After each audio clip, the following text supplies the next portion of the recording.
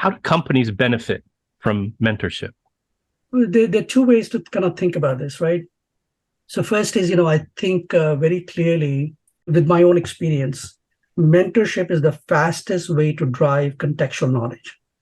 I can have all the skills in the world, but if I do not understand how to apply those skills in the context of my company or my team or my project, I may not succeed to the extent I can, right?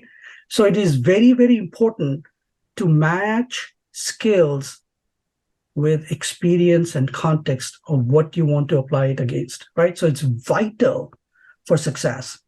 So companies need to start understanding, and organizations of all shapes and sizes have to start understanding that mentoring is not just a thing you do when you have extra time. Mentoring should be a way of how you do business, right? So that's my first thing.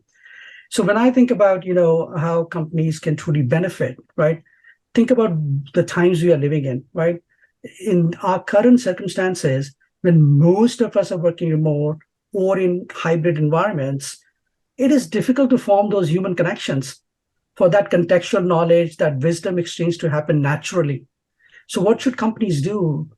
Because now that is not available.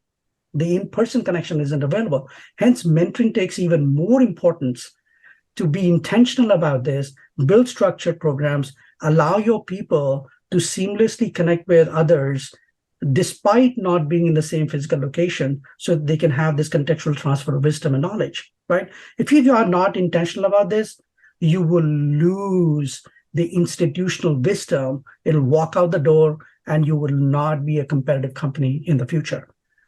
To me, it is the most vital things companies need to worry about. Their human wisdom that resides in their companies and is being completely under-leveraged today. Interesting. You spoke about it being intentional. That tells me that it probably needs to have some sort of a structure, an organizational way of putting it together. Is there like a basic structural plan for a mentorship program? Mentorship needs to kind of expand. The definition needs to expand. We need to think about mentorship not just as a one-on-one relationship, right? That's the traditional view, someone mentors somebody else, right? But different people have different ways of learning. I learn differently than Carl does and from somebody else, right? So when we are all in hybrid or remote circumstances, what is the best way to give each one of us the ability to learn and grow? It is not going to be possible to pigeonhole everybody into a one-on-one relationship. So by intentional, I mean be intentional about mentorship, not necessarily a structure behind it, right? And allow your people to pick and choose a variety of different mechanisms in which they can learn. So I can choose to learn one-on-one with someone, or I can choose to learn from a community of my peers, or I can choose to learn in a one-on-one session with a leader one time, right? So I don't have to take one-on-one journey with a leader. I can just talk to one person, like I was giving you my example of having that one lesson from Ken Nybar. One lesson, that's all it takes to alter the trajectory, right?